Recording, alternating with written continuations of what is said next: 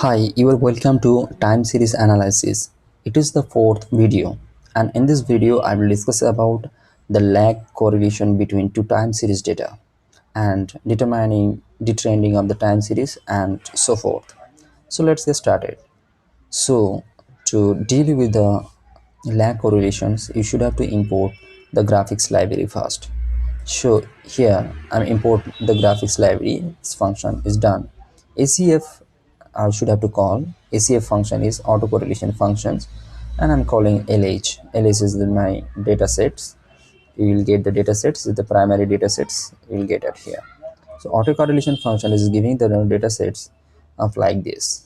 Okay, so it is the values of LH autocorrelations. So data frame values is giving like these values. Now you should have to oh, give it the name as well. It's not an issue, or you can do a partial autocorrelation function of ACL, sorry, LH. It is like this partial values.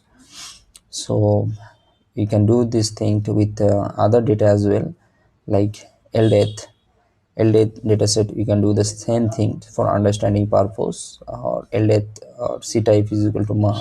We can do these things to understanding purpose. Okay, and autocorrelation dataset, you can do this thing as well, us.union. So it will give the answer of like this way. So it is of the significance meanings for four variable or variance for each and everything. So it will give answer like this.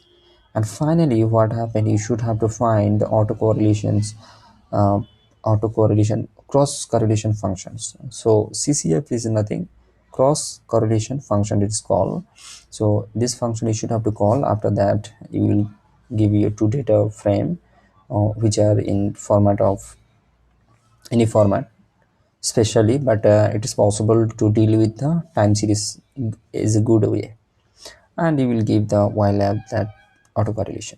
Okay, so let's run the program and see the output. When you will give the autocorrelations with the two data variable, it will give the answer of like this. Just to understanding, you could zoom it, you can see it is then good way, it is centralized, and it is in very good way in form. So by visualization of this data, you can understand that your data how correlated to each other, or how related or how functional it is dependent to each other. So we can get the visual ideas from this data. Now I'm going to the another topic, that detrending a time series data. So what happened, suppose what is trending first. So if you have a data which is a trending means it might be possible it is going step by step upward, or might be possible that it is going step by step downward. So how can we fix it and we will make a flat line for this data? So first you should have to understand how linearly the input data is relevant to the output data or response data. So for that reason you should have to make a linear model for that. So I'm making with this model, and it is the my data set core data, and it is the index of this core data. Okay, I'm making a linear model and storing these values as m. Now for detrending, I'm making a Jew and resides m and index of like this. The receipts and it is nothing but, so for more about you can see it here. A receipt, yeah, it is extracted the model residual. So in the Jew function, extracted the model residual with respect to m here given, and index with the pg.pg. Often from here I want to extract it. Okay, when we'll extract it, after that dt detrending here giving the name. So first previous the m is like model of like this. Let's check the result is first like this, and then followed by it is the trending model, and it is the score scale localizations model is step down, and residual versus leverage is like down. Now I'm plotting the detrending one. If you do the detrending, now the detrending model of the previous graph is look like this one. So it is our final model look like after the trending. So what happened before, it is the trending or somewhere is detrending, now it is become like quite flat level. So hope you understand in this video how to do training a particular data frame, which is going very step up or step down. Now in this next, I will go through the fitting and ARIMA model.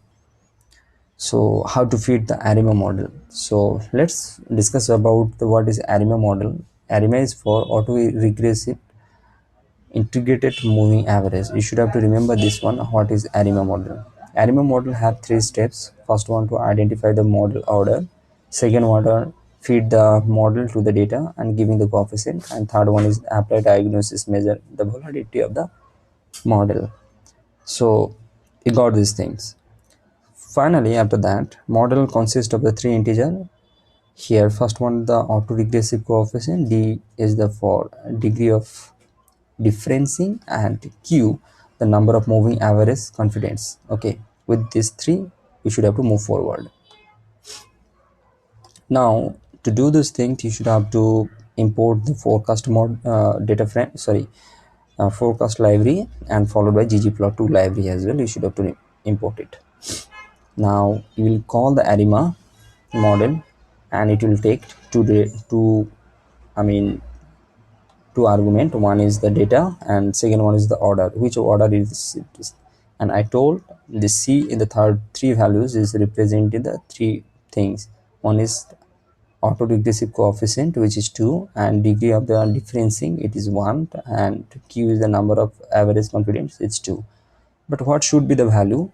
This value should be 0 to 5. It is a confidential interval of these three for autoaggressive coefficient, degree of differencing, and the moving average confidence. So it is the boundary limit 0 to 5. Okay, so let make an ARIMA model. You got the ARIMA model. So from here you can understand what is this values: AR1, AR2, MA1, and MA2. So it is like that. Now you can do this the other thing also to understand it. Let's make it with the other variable, and now find the confident. When you find the confident, now you can say for 2.7 2.5% confidence interval, it is giving the values of like this, and 97.5% confidence interval, it is giving the values of like this. Now this confidence interval, all those things are not good. All the variable is not good. So which one is very less, or which of the variable are not so important, so we can remove it. So how to remove it? We can do this thing like this way. To do this thing, suppose make a model first with like this. You make a model. Now check out the confidence. When you check out the confidence, you can see my model MA2 is very less, 0.02 and 0.03, and this one is quite good, this one is also not good. Okay, so second and fourth one is not good. So to eliminate this one, second and fourth one, you should have to write this one to eliminate the second and fourth variable or variance, like fixed.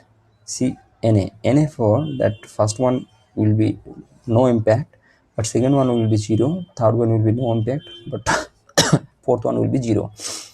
We'll make a model like this. So I want to make it a model, so run this one.